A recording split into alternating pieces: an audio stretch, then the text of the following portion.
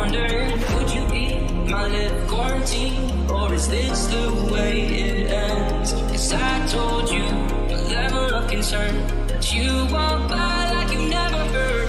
You could bring down my level of concern. Just need you to tell me what alright, tell me what okay. Hey, how's it going? Great. I wish I knew this was a black tie event. I feel severely underdressed. Well, this is my first Zoom conference session, so I decided to really go in. I appreciate it, and you're doing great. Thank you for giving our quarantine an anthem. Oh, yeah, well, I guess that happened.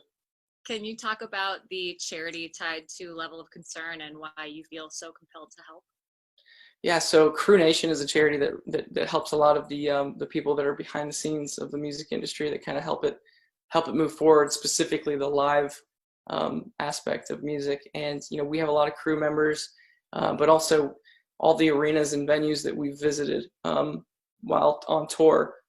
There's so many of these buildings that are kind of like the lifeblood of some of these cities, and they have so much staff and so many great people there. And this is a moment where, with everything on hold, just like a lot of industries, there's a lot of uncertainty. And being a part of this industry, we felt like it would just it made sense to partner up with a charity that was going to look after those people.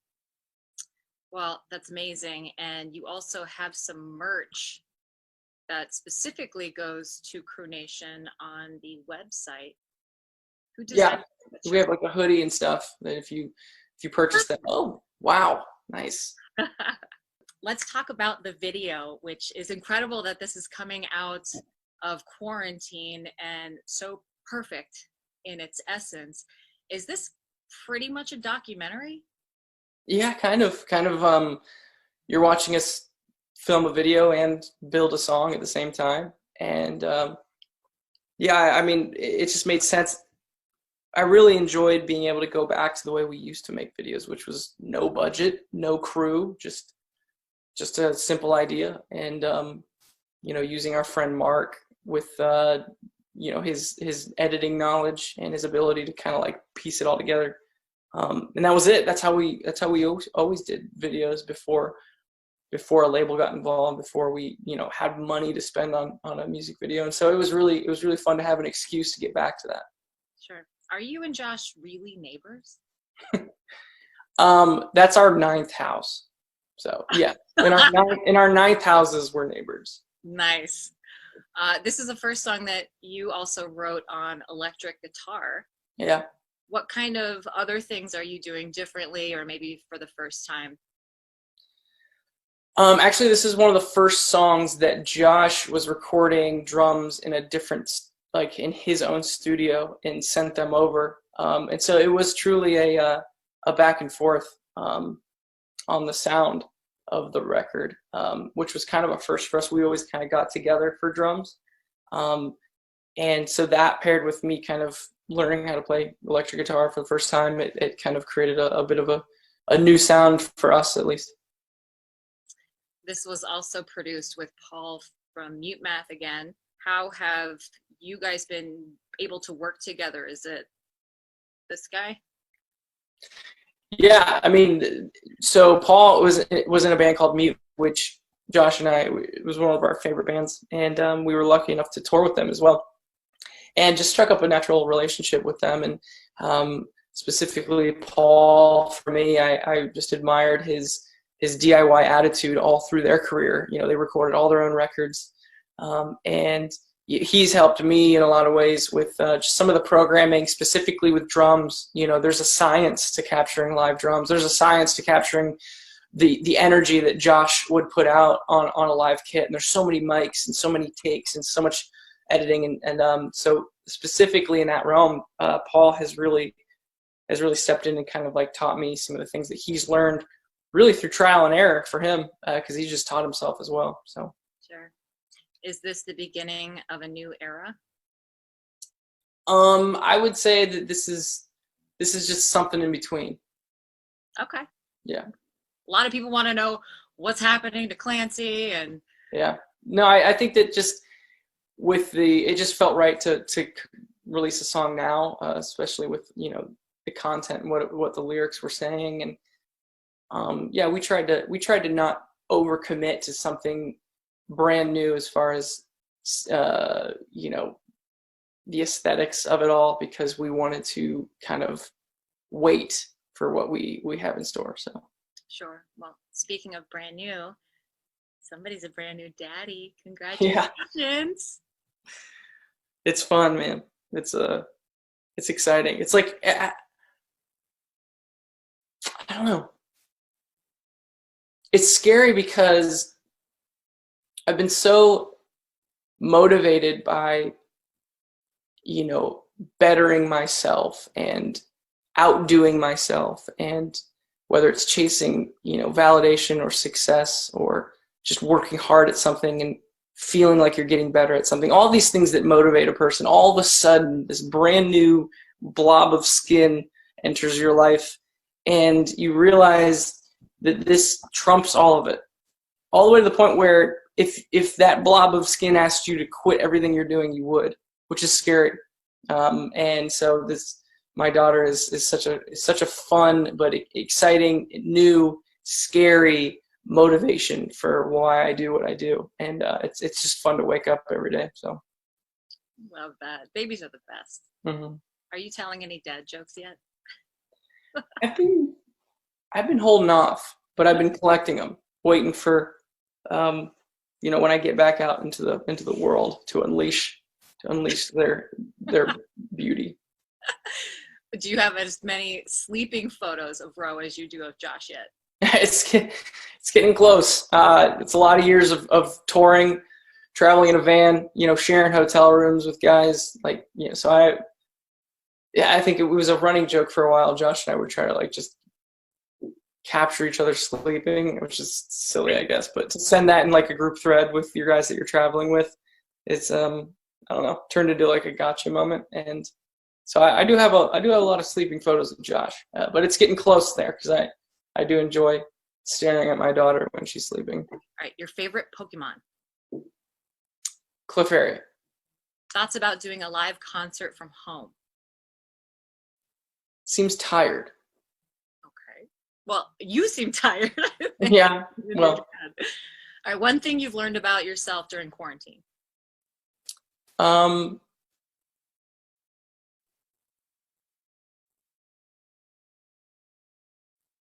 Lack of self-control, getting myself to go to bed when my wife is not making me. Gotcha. Have you been cooking at all? No, I don't know. I don't know how to cook. Okay. Thoughts on Animal Crossing? I've not played it, and I feel like I'm missing out, because it seems like it would be right up my alley. Your favorite thing about watching Jenna be a mom? She somehow doesn't get tired. I get excited. You know, when I'm rocking my daughter, I just think of it different. Not that I don't love her as much as my daughter loves her, or as much as my wife loves my daughter, but it's just a different connection, where if my daughter's crying and I need to rock her, I will count how many times I rock her. Be like, all right, I'm going to rock her 500 times. And then if she's not asleep by then, and that's how my brain has always worked. You know, I count my steps. You know, when I run, you know, I count breaths. Like, I don't know, I'm kind of weird that way. But my wife just is perpetually giving herself up to this thing, no matter what. And I'm a little more, I don't know, regimented in the way that I'm loving my daughter at this point. So it's fun to watch.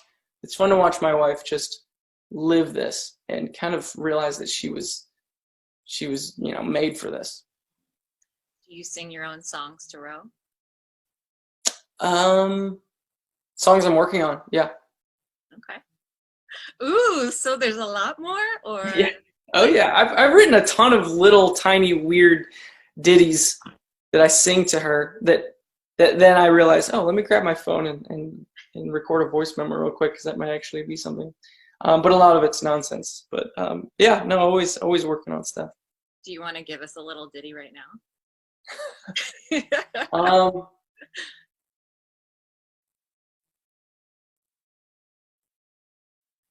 There was a song that it says a nursing rhyme. nursery rhyme, but I changed the lyrics. There was a time where she was staying up all hours of the night, and I tried to give my wife a break. And so my daughter and I would watch Lord of the Rings together. And so I replaced the lyrics to a well-known song. It would say, Rosie baby, she's my girl MacGyver. Out of all the people, she's in my top 5, right behind Gimli, Legolas, and Strider. Rosie baby, your mommy's number 1. Oh, that's amazing. Yeah, and she just would stare at me like, you're an idiot. Who is Michael and Julia?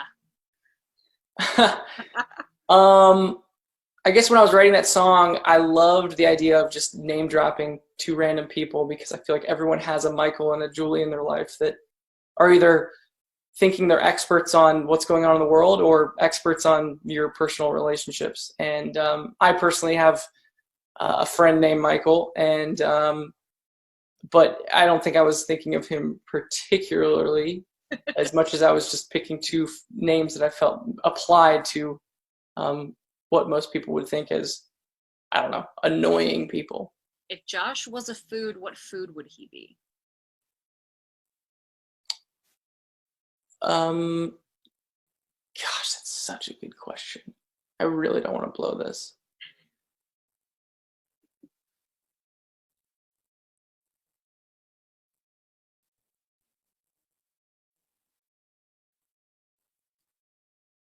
He would be a kiwi, but kiwis have a little fuzz on them, and this guy is just hairless everywhere. So I'm a shaved kiwi. Oh my God. Hashtag shaved kiwi. What was harder, naming Ro or Ned? Ooh, Ned was way easier. I think when you're naming your kid, the way that I've explained it to people is there's so much pressure leading up to it, where before she's born, you're wondering, is this the right name? Is she gonna get made fun of for some reason? Does this, there's just a lot of pressure in naming someone. But then when she was born, it was like, oh, yeah, no, that's her name. It's perfect. It connects perfectly. And that's why whenever you ask your parents or someone older about, hey, how did you name your kids? Like, don't you feel like there was a pressure there? They always meet that question with oh no, it was easy, because they remember what it was like to just see that name connect with that person. And it makes sense. They kind of forget there is a natural, worry that the name isn't going to work. But that's all resolved once you see the kid. What's your BTS bias? BTS bias.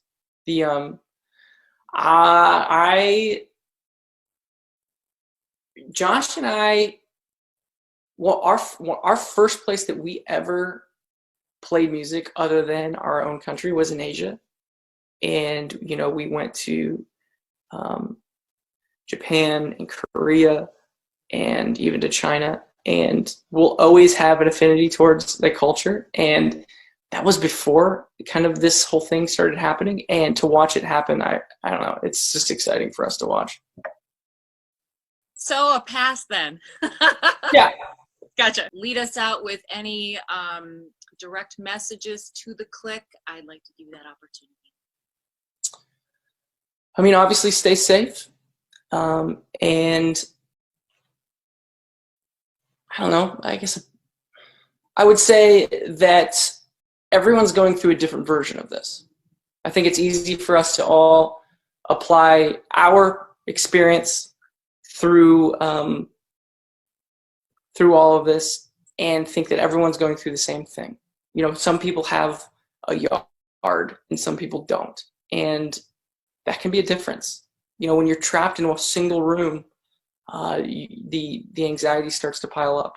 And so just be considerate when we all start making decisions on how best to get back out there, because everyone is going through something different. And the slower we move and the more understanding we are about everyone's differences, the better chance we'll have coming out of this, not having lost any of ourselves.